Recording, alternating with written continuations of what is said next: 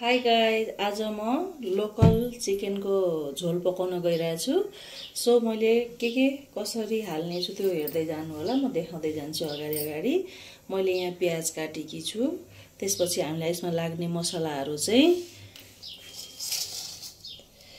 सुक्या रातो खुर्सानी, पिरो कति खानुहुन्छ त्यो अनुसारले, अनि गोटा जिरा, अनि यो हरियो इलायची, 5-7 लौंग, दालचिनी, अनि यो कालो मरिच, अनि यो ठुलो इलायची, अनि यो सबैलाई हामी अहिले पेस्ट बनाउँछौँ। अनि अदुवा लसुनको पेस्ट, अनि यसरी सबै मसला हामी मिक्सरमा राखेर ग्राइन्ड गर्छौँ।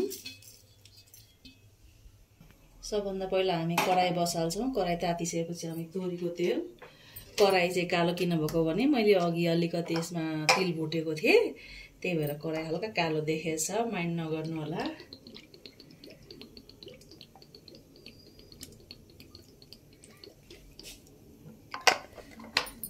यसरी तोरीको तेल मजाले खरिनु पर्छ, धुवा आउनु पर्छ।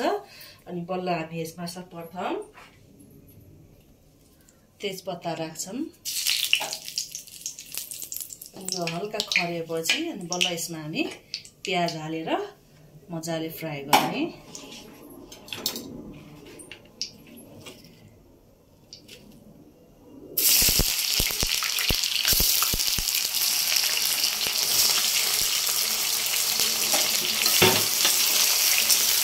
प्याज मैले 1 किलो चिकनको हिसाबले राखेको छु। अब हजुरहरूको क्वान्टिटी कतिको छ त्यही हिसाबले राख्नु होला, अन्दाज गरेर।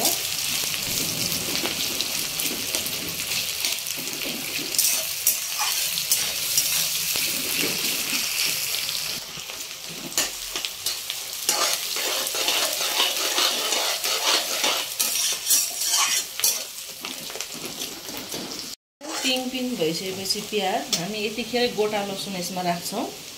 पुरा एकदमै आज चाहिँ लसुन राखेर बनाउनु लाग्यो। यसरी लसुन राख्ने, यतिखेर अझ फ्राई गर्ने होला।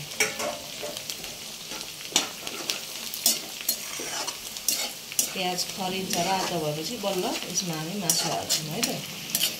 हाम्रो प्याज त्यतिको भइसकेपछि अब यसमा हामी मासु राख्छौँ।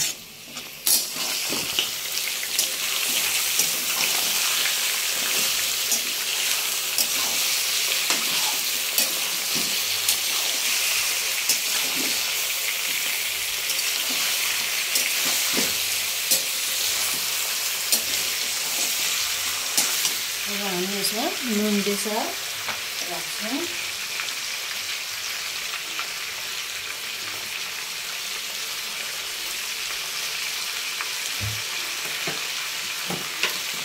नुन स्वाद अनुसार राख्नु होला।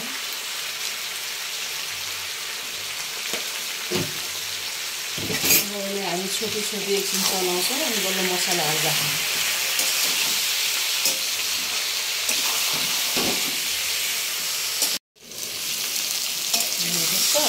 यतिको फ्राई भइसकेपछि अब हामी यसमा मसलाहरू राख्छौँ।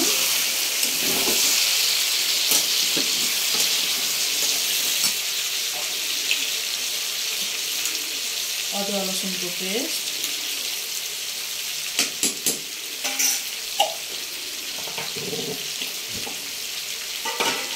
अघि हामीले यो पिसेको सबै मसलाहरू,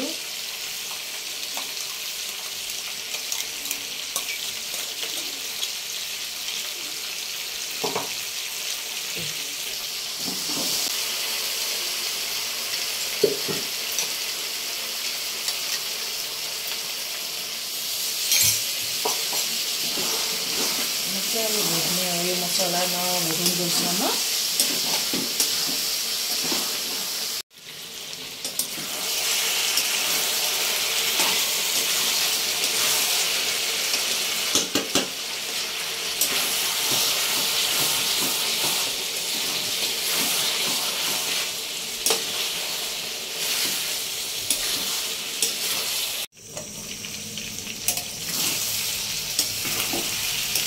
अब हाम्रो मासु यतिको फ्राई भइसकेपछि अब हामी यसमा ग्रेभी लगाउँछौँ है त।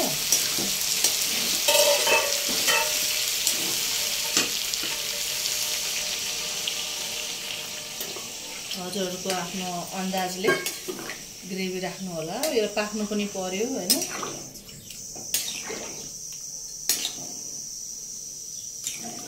भइसकेपछि अब हामी यसमा धनिया पत्ता लाउँछौं अनि हाम्रो चिकन रेडी भइसक्यो।